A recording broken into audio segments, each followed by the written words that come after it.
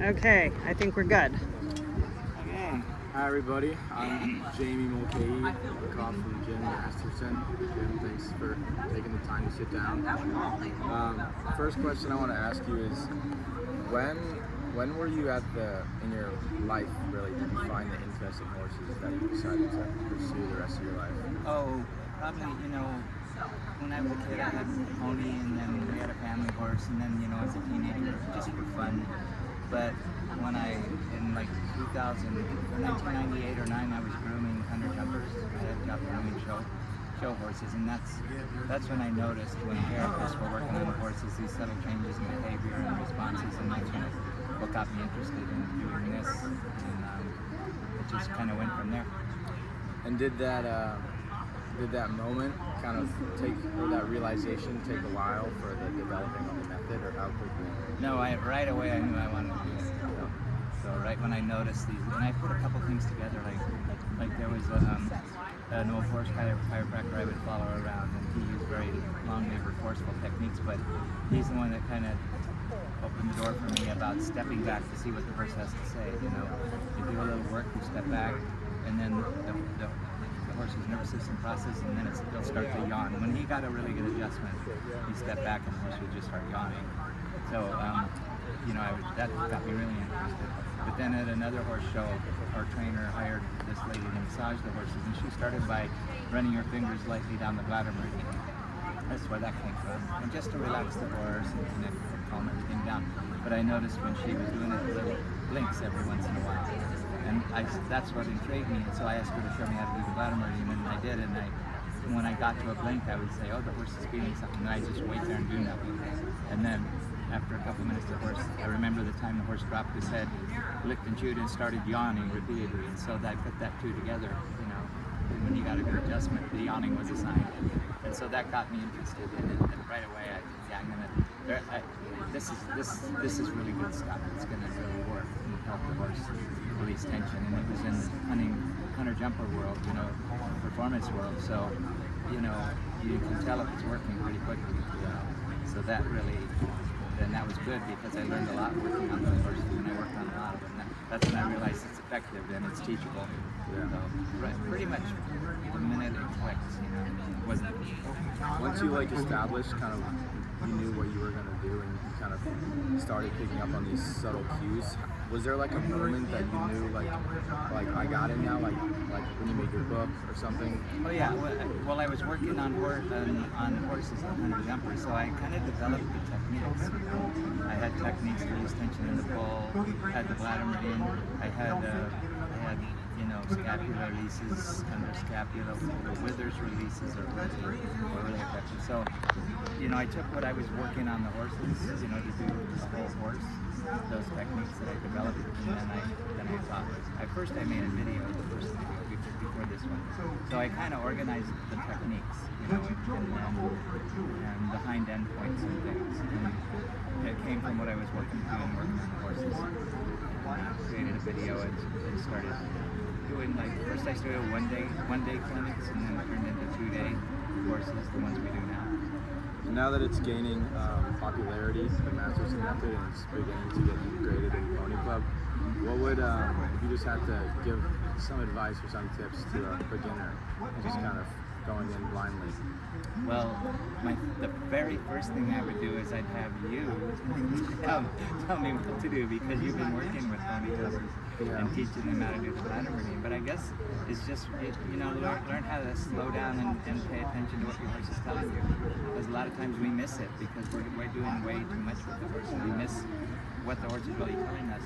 We're using too much pressure, we're going too fast, and the horse will tell you a lot, and it'll trust you a lot more when you just slow way down and give the horse a chance to feel what's going on, even in riding and training, rather than drilling and doing the same thing over.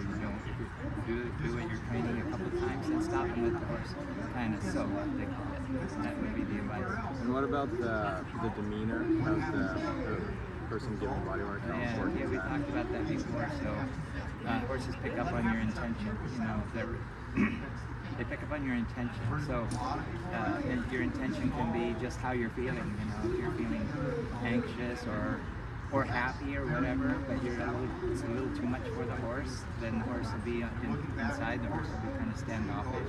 But just if you have a horse that's not behaving or is moving around a lot, just stop and just kind of don't do anything. Just kind of, I call it keep the horse in the neighborhood. Don't make him feel trapped. Just kind of let him on the loose rein. Maybe walk around you or move around, but not trapped.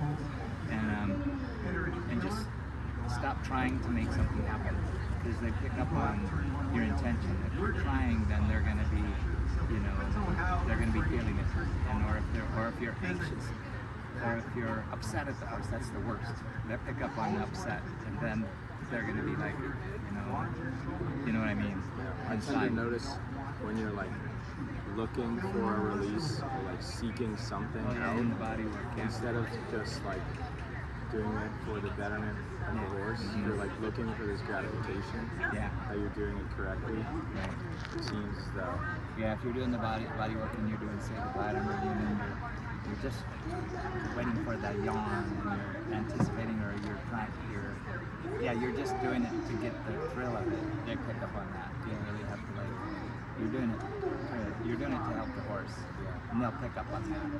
And when you made the method, what was it like in terms of how much was it wanting to better the horse in a competitive sense, and what was just the well-being of the horses in general? Well, when I started, they were pretty much the same thing, because a lot of those horses are really sore, and some horses are really, really sore. And so on the one hand, I wanted to help them enjoy their job better, because horses like the job. So I wanted to help them enjoy their job better, and it made them go better. I mean, it worked. But there does reach a point when you work on a horse over and over, and the horse is so extremely sore every time. Like, you make the horse feel better, and then they ride them harder, that you have to decide, am I doing this for the right reason? Am I doing it just because I want the rider to win, or am I doing it because I want the horse to enjoy the job? I think also if you are doing it to your horse as the rider, then you kind of gain such a connection. Not only is your work performing better, but the relationship is also stronger. Yeah, the horse starts to trust you when you're paying attention to what they're telling you, and then you help them release tension. They trust you even more, and so the relationship improves, and they move better. And then you're doing it. Then you're riding your horse for the right reason, because you want to do it with your horse, not just you think we're doing it with our horse because our horse is doing it. But the horse might be sore and not enjoying it and doing it because that's what horses do. But when you do the body work, it does really improve your connection. Not your horse with you, but you with your horse. Has doing the method taught you anything, like personally, about like patience or? Oh yeah, all the time. Yeah, it's like how you deal with people. Like, I deal with people like horses now. I don't get so frustrated with people, and I just like this method, like when you run into resistance, you soften it. It works with people too. So, for example, if I'm working on a horse and his back is sore, and I think maybe the saddle is the problem, rather than telling the owner your saddle's killing your horse or hurting your horse, which they're going to hear is I'm criticizing them, and I'll say, well, your horse is. I'll run into resistance. I soften. And I'll say, well, your horse's back is sore here and here. It could be the saddle, but it could be other things too. How does your saddle fit? And their guard goes down, and they'll say, well, I just paid $3,000 for that saddle, but I'm not sure it fits well. So it works with people. You run into resistance, and they race against you. Rather than race more, soften a tiny bit, and then they kind of, oh, okay, this person isn't threatening me. Yeah, so it works with people. And you get a lot more patient. Yeah, I was about to say, I think the greatest lesson I've learned is patience, kind of not trying to look for anything or have them react a certain way. Both with people and horses, just kind of let it play out as it's supposed to. Let it play out, yeah. See what happens. Yeah, it does help people, and it helps you. I mean, it helps your relationship. You're more patient, you're more accepting, and you don't try to anticipate the outcome of something, and just kind of let it play out. Yeah, that's really powerful. One thing that I've seen with other kids my age, especially who are new to the Masterson method, is kind of going back to that thing about the demeanor, kind of having like understandable nerves or jitters, kind of when you're doing this to the horse. Obviously, it's very important to have a relaxed and cool demeanor, but how can one kind of change from that antsy, kind of jittery state to one that's more relaxed? Yeah, I guess the first step is to just be aware of when you're that way. Because sometimes we don't know we're being that way, and we don't know the effect it's having on the horse. And then we blame it on the horse because the horse gets jittery, and then we get more jittery. So the first thing is just be aware. Am I being jittery? How am I affecting the horse? And then just stopping doing nothing for a minute. Just stand with the horse or hold the horse and talk to somebody else. That works the best for me. When I'm doing the demo and the horse is moving around, and I just talk to the people in the demo, and I don't pay any attention to the horse. A lot of times that's when the horse calms down, because my focus isn't on the horse. And the other thing is do the bladder meridian, because that gets you tuned in to how sensitive your horse is. But that's a good point. You're jittery and Yeah, I was that way, definitely at the start. Okay. But I think experience helps a lot. experience. But you can have experience doing the wrong thing for 30 years with your horse. You just need to have experience doing the right thing. Great, thanks for your time. Oh, well, there's a little more. You're going to France. Oh, there's that. Yeah, going to France for a school year, and you're going to start introducing Masterson method to French. Try to introduce that home. Yeah. I'm sure there's plenty of horses who need the Masterson method. Plenty of kids your age that you may run over that have horses. So good time to start them. You're an ambassador for the Masterson. I'll work my way up to be one. I don't know if I'm there. All right. All right. Thank you.